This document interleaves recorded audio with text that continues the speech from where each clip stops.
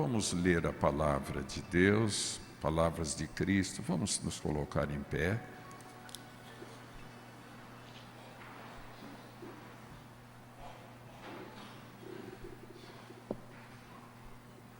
Queridos, o texto bíblico esta noite, em reflexão, se encontra no Evangelho, segundo escreveu o evangelista Lucas, capítulo 6, iniciando no versículo 32.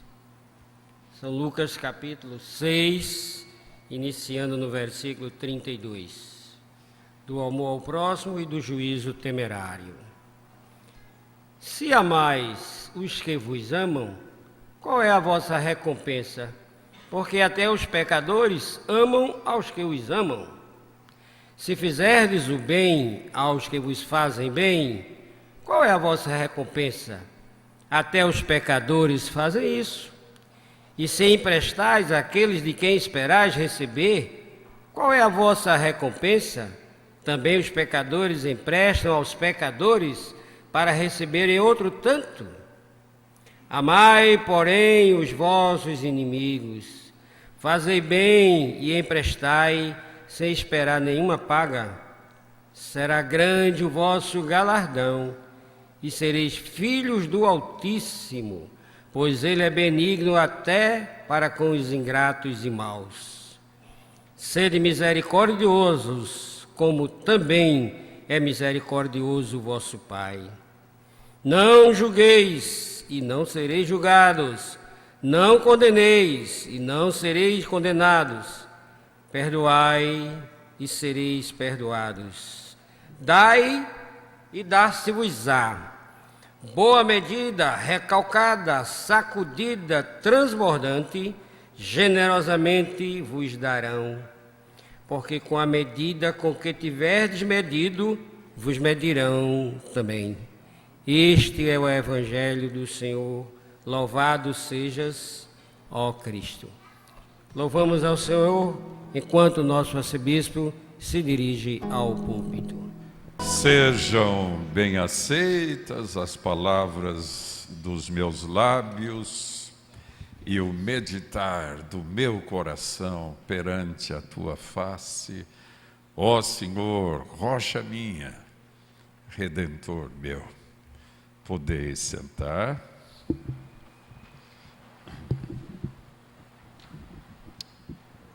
Eu já tive o privilégio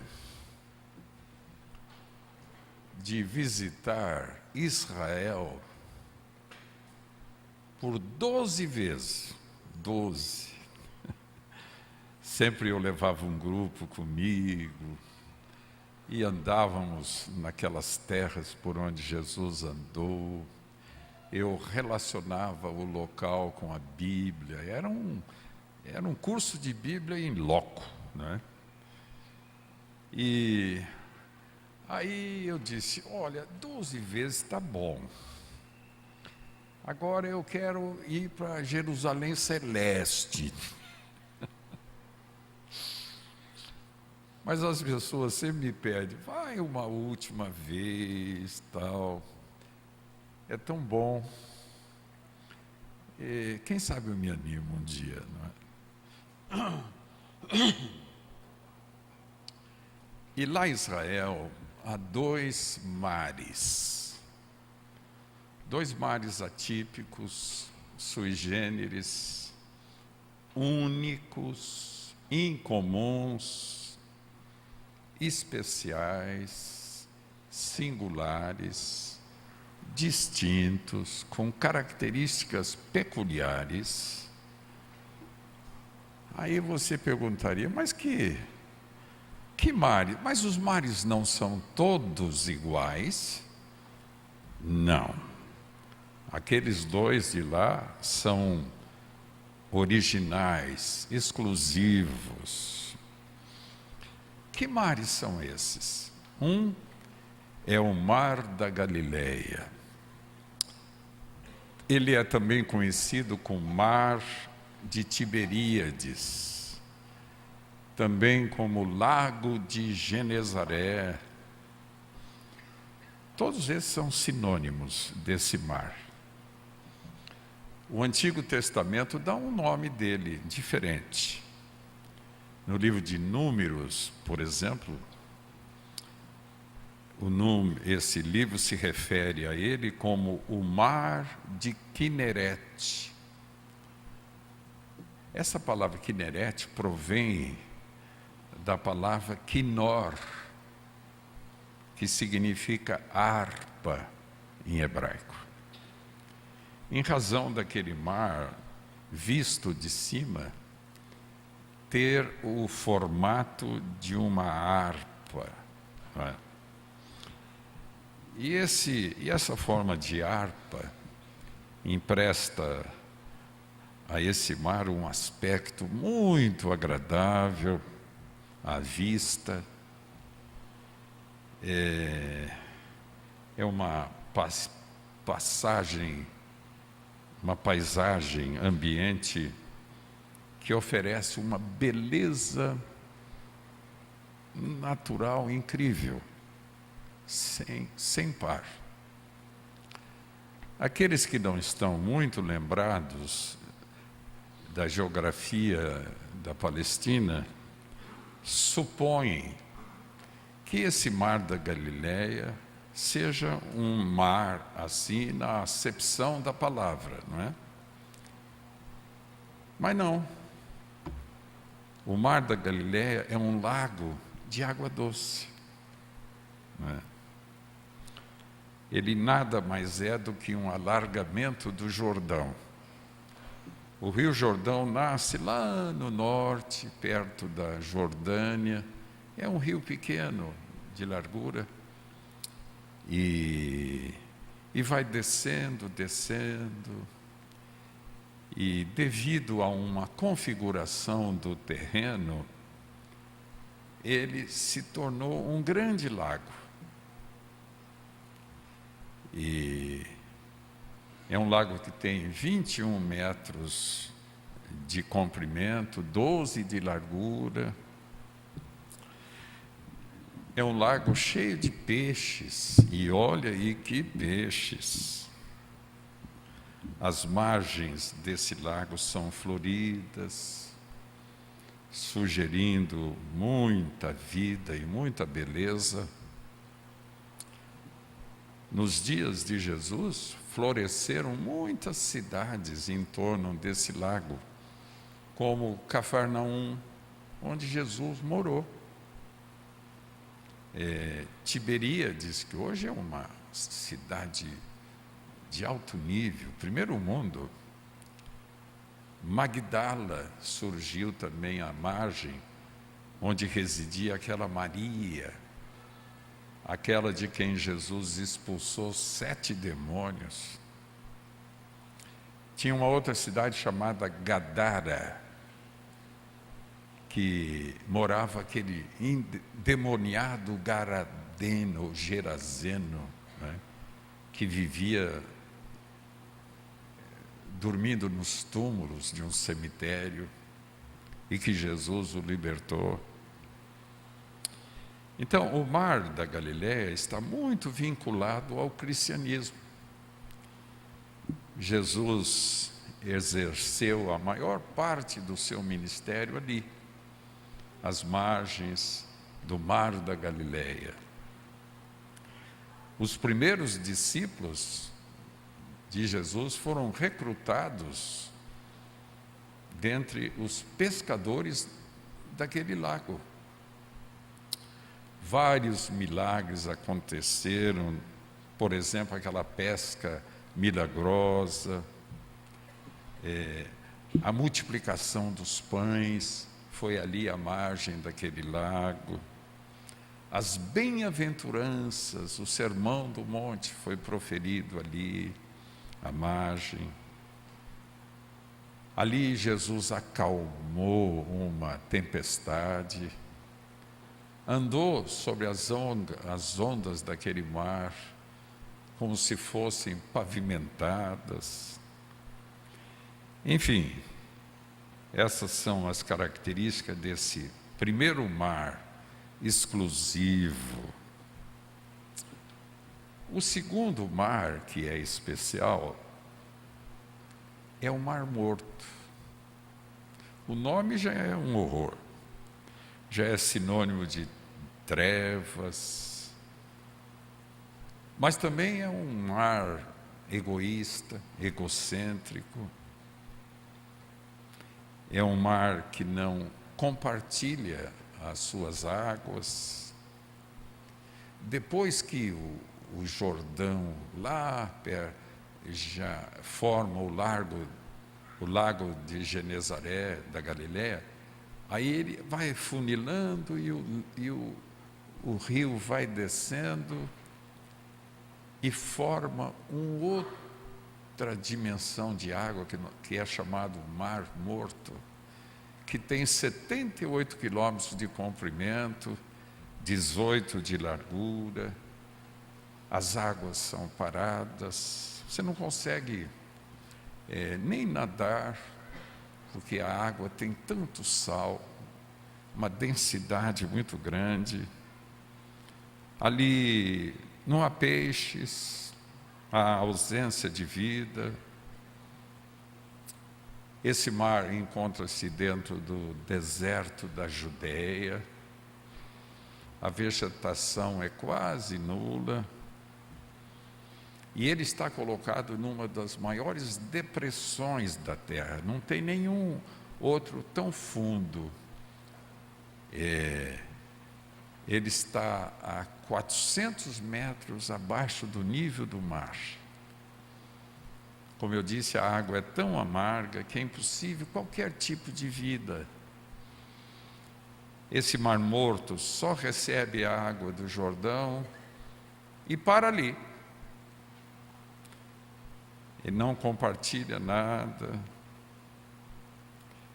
Segundo cálculos oficiais, 6,5 milhões de toneladas de água doce caem diariamente no Mar Morto e se evaporam. O Mar Morto realmente é o original. A ausência de poesia, de beleza. As aves fogem dele, porque nada encontram em suas águas. Dele também se afastam as borboletas, porque nas suas margens não há flores. Desse mar se esquivam os pescadores, porque nas suas águas não deslizam os peixes. Né? Assim é o Mar Morto. Então são dois mares lá, Mar da Galileia, Mar Morto, diametralmente opostos. Num predomina a vida, a alegria, a cor, no outro a morte, a tristeza, a sombra. Pois bem, quando nós pensamos nesses dois mares, nós pensamos na vida de muita gente.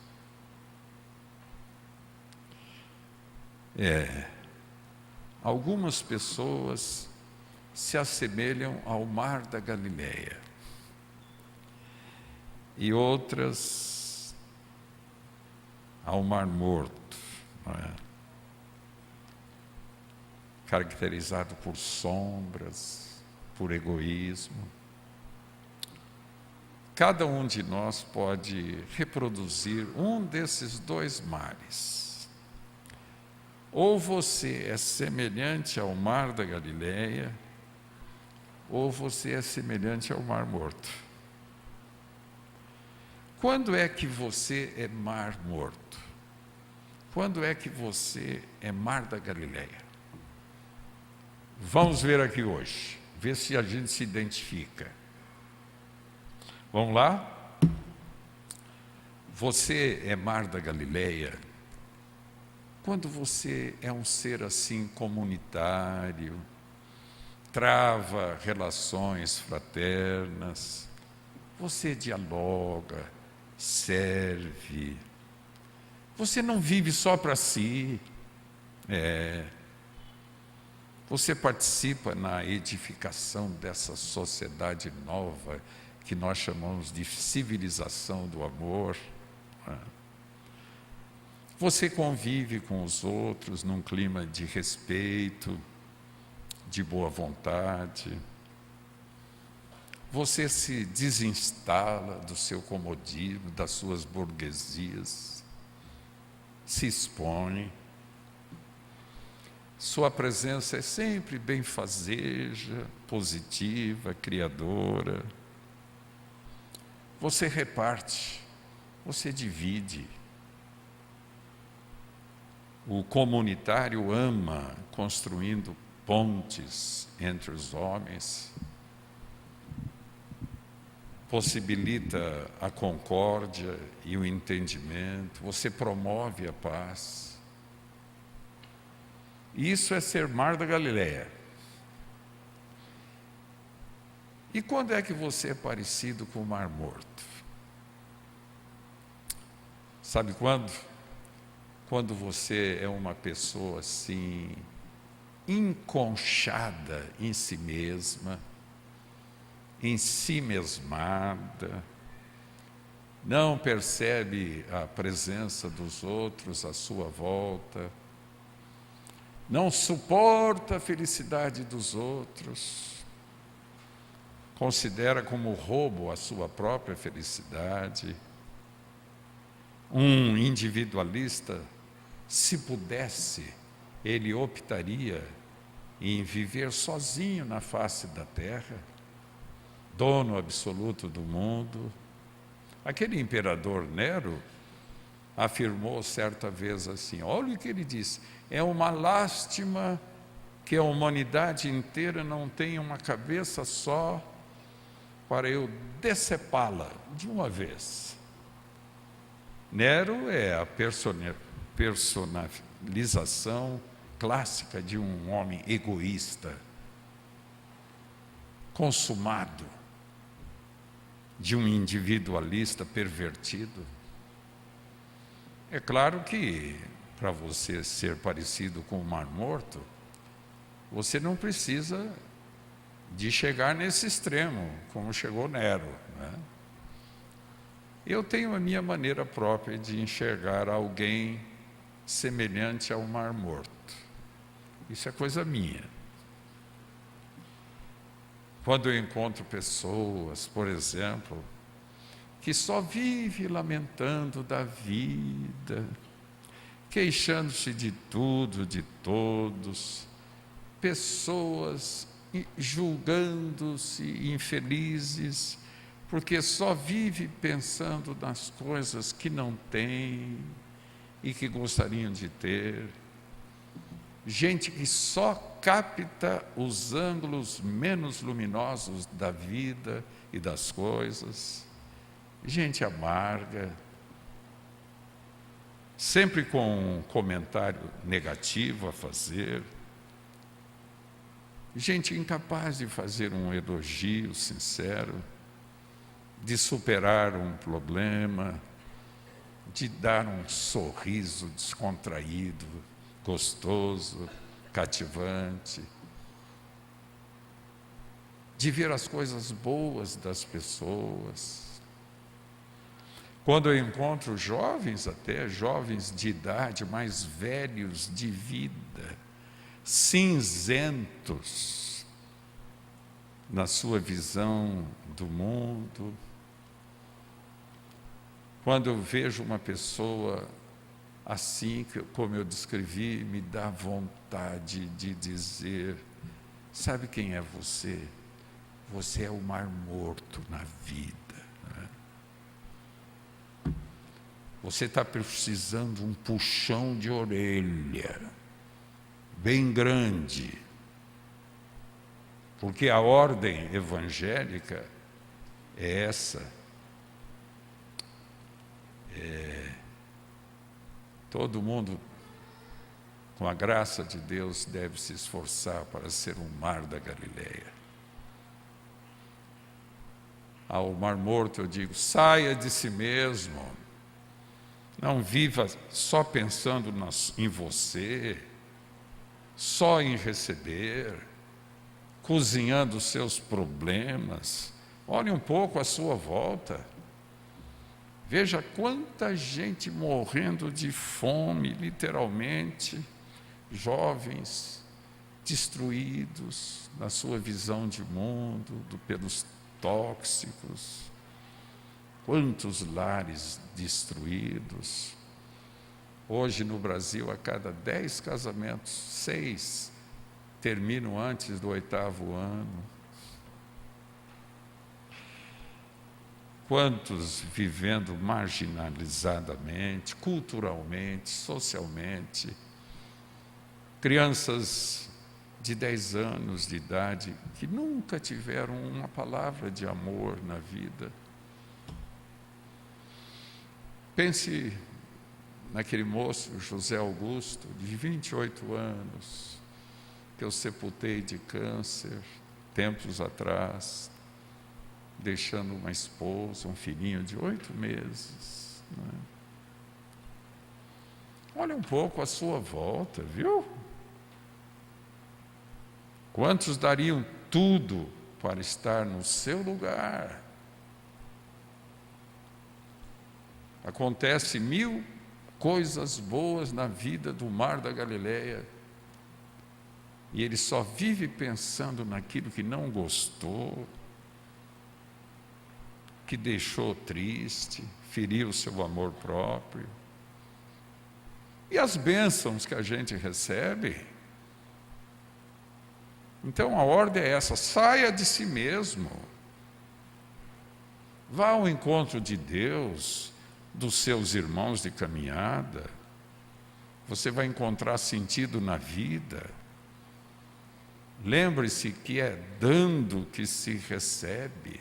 É isso mesmo. Palavras de Jesus: dai e dar-se-vos-á. Isso não é um princípio literário. Isso é um princípio divino. É dando que você recebe de volta. Dai e dar-se-vos-á, diz Jesus. Boa medida, recalcada, sacudida, transbordante, generosamente vos darão, porque com a medida que tiverdes medido, vos medirão também. Diz que certo menino morava perto de uma montanha, lá no interior, num sítio. Um dia ele foi castigado pela mãe, porque ele cometeu um ato indevido, e o menino, zangado com a mãe, revoltado, correu para o campo, perto da montanha, e gritou para a mãe: eu não gosto de você, eu não gosto de você. Mas gritou bem alto, e na última frase ele ouviu uma voz que vinha das montanhas: eu não gosto de você. Era o eco. E o menino, triste, entrou em casa, começou a reclamar que um homem tinha dito para ele que não gostava dele. E a mãe logo compreendeu do que se passara, tomou a mão do menino, levou-o para o campo e, voltado para a montanha, aconselhou o filho: pá, agora, filho, você grita assim: eu gosto de você. E o eco respondeu: eu gosto de você.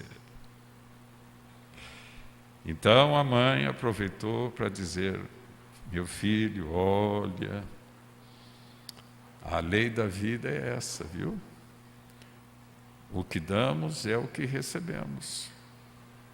Quando espalhamos o bem, ele volta para nós.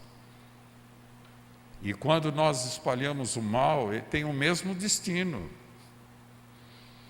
Deus não se deixa escarnecer, filho. Tudo que o homem semear na vida, isso vai ser ceifar. Isso mesmo. Essa lição é tão velha quanto a Bíblia, não é?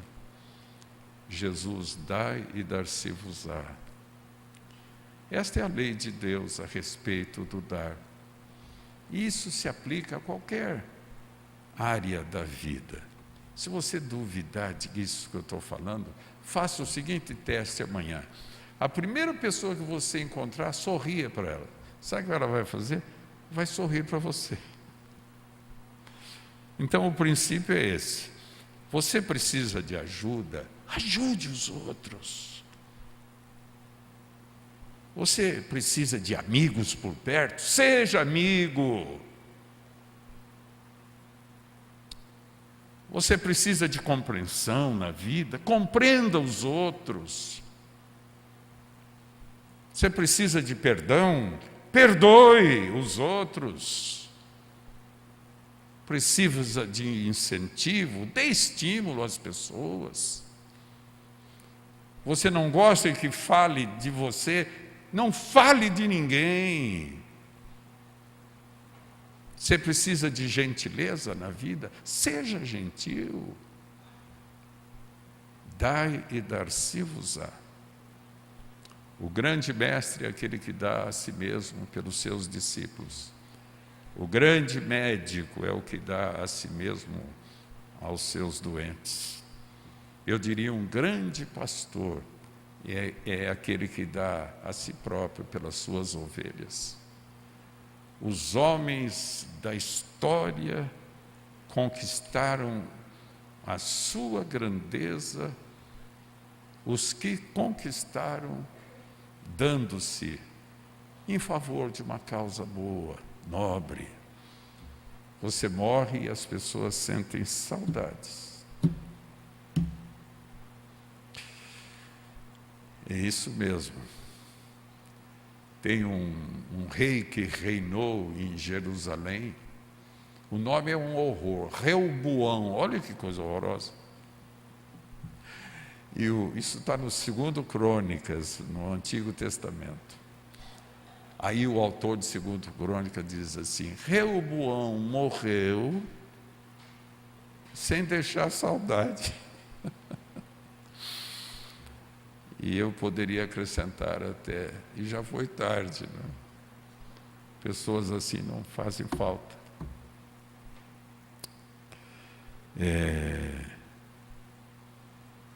Eu penso que os discípulos nunca foram tão pequenos quando pediram a Jesus os primeiros lugares no reino de Deus. E eles mesmos se tornaram gigantes na fé quando se deram pela implantação do Evangelho no mundo. O homem mais miserável que a gente conhece é o avarento. Embora possuindo muitas coisas, suas possessões o possuem.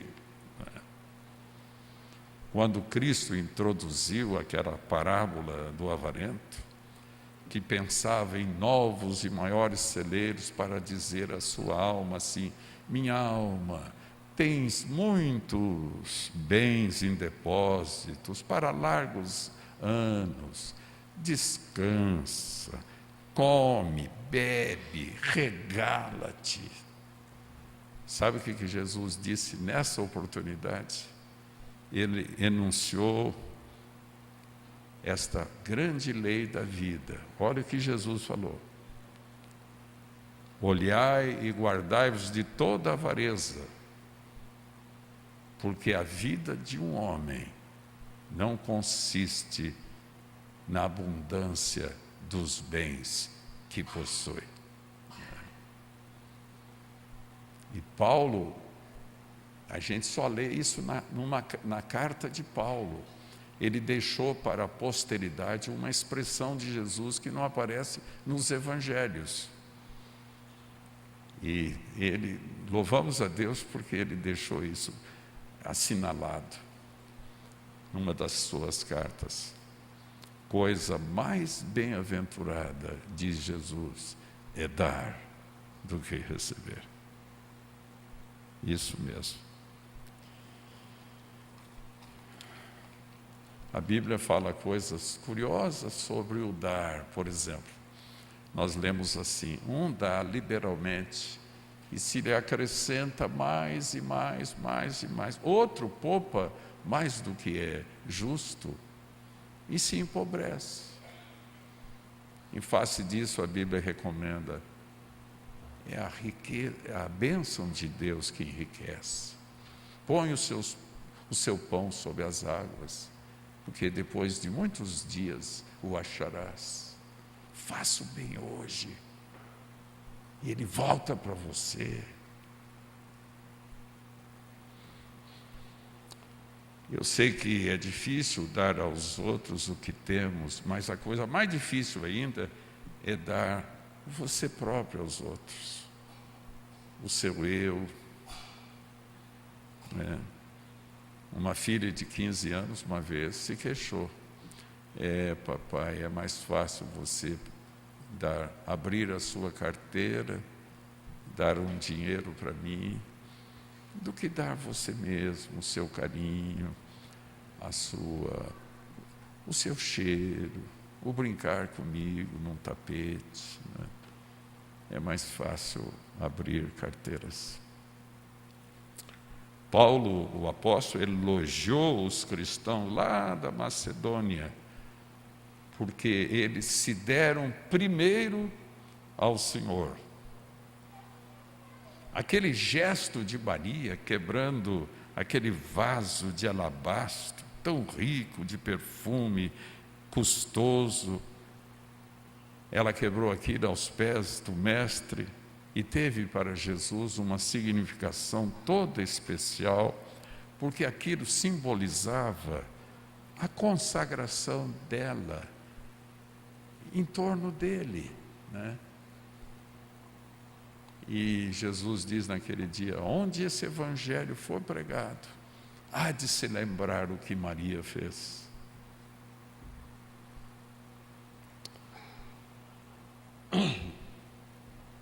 Olha uma advertência de Jesus: não acumuleis tesouros na terra, onde a traça e a ferrugem consomem, e onde os ladrões escavam e roubam. Mas ajuntai tesouros lá no céu, onde a traça e nem a ferrugem corroem, e onde os ladrões não escavam e nem roubam. Porque onde está o teu tesouro, aí estará o seu coração. E se a gente inverter essas palavras de Jesus, também elas são verdadeiras. Onde estiver o teu coração, ali também estará o teu tesouro. Um dia pediram a George Miller. George Miller foi um dos homens mais notáveis de fé. Ele tinha um orfanato lá na Inglaterra, 2.000 crianças, né? E olha, era milagre a cada dia. E ele diz: Jesus sabe do que eu preciso. E confiava. E as coisas vinham, não é? Estava lá no café da manhã, 2.000 crianças, de repente o padeiro, um caminhão de pão quebrava na porta do orfanato do George Miller, né? Muitas pessoas, aí tem muita gente que diz: eu queria ter a fé do George Miller. Aí eu digo assim: mas você não tem 2.000 crianças para cuidar? Cuide, que você vai ver milagre na sua vida. Aí perguntaram um dia para ele se ele podia pedir a alguns jovens numa conferência se eles pudessem fazer alguma coisa por Jesus.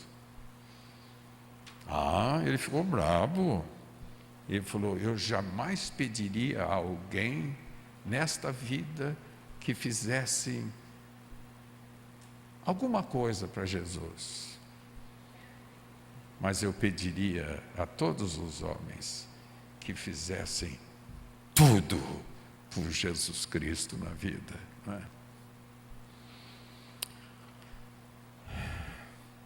Dai e dar-se-vos-á.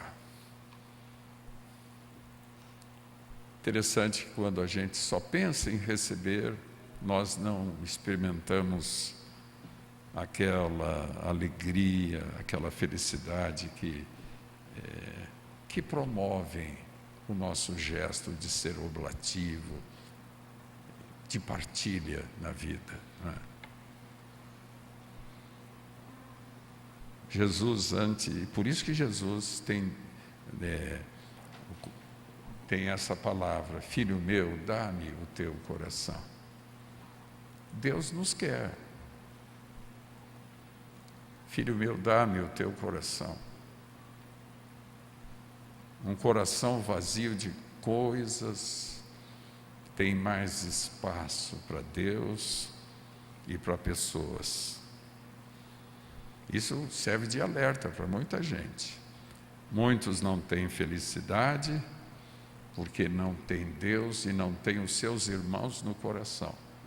E não tem Deus e os seus irmãos no coração, porque no coração não há espaço.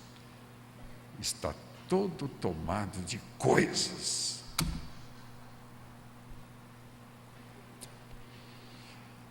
Na Palestina há dois mares sui generis, incomuns, o Mar da Galileia e o Mar Morto. Cada um de nós pode reproduzir cada um desses mares.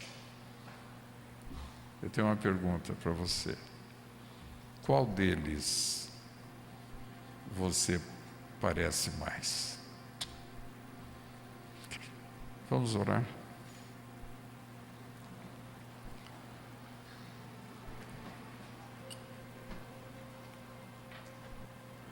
Senhor Jesus, suplicamos a Tua bênção sobre aqueles que verdadeiramente desejam Te servir, ser luz nesse mundo, Mar da Galileia, num mundo tão carente de idealismo e de amor. Sabemos à luz da Tua palavra, Pai, que nada contradiz mais a vida nova cristã que Tu nos trouxeste do que alguém cabisbaixo, triste, pessimista, desesperançoso. Aquela vitória de Cristo lá na cruz, mediante a Sua ressurreição, é a razão da nossa esperança, Pai, da nossa alegria permanente. Agora somos os Teus filhos, herdeiros do reino, co-herdeiros com Cristo. Nós sabemos, Pai, que o mal vai ser destruído uma vez, um dia. A vitória será do bem. Sabemos que nem a morte poderá separar-nos do Teu amor. Nossa esperança na vida, Pai, nossa alegria em viver, não está em coisas, em pessoas, não está em sucesso. A base da nossa felicidade é a nossa esperança em Cristo. Não permita, Senhor, que haja raízes de amargura no coração nosso, querelas, desânimo, pessimismo, abatimento, depressão, fuga, espírito derrotista, queixas, abatimento, achar que não vale a pena. Todos esses sentimentos sugerem um mar morto, Pai, aquilo que nós não queremos ser. Sabemos, Senhor, que agora a ordem é reconciliação, é superar problemas, é a gente unir as mãos, é perdoar, é construir, é semear. Sabemos que vida, Pai, é esperança, é a gente olhar para frente. Vida não é um museu para a gente visitar. Vida é um projeto para a gente realizar. Toque no coração de cada filho aqui, cada filha, Pai. Trazendo certezas que Tu estás dirigindo a nossa vida. Faça um milagre aqui entre nós. Em Teu nome oramos. Amém. Fique em pé.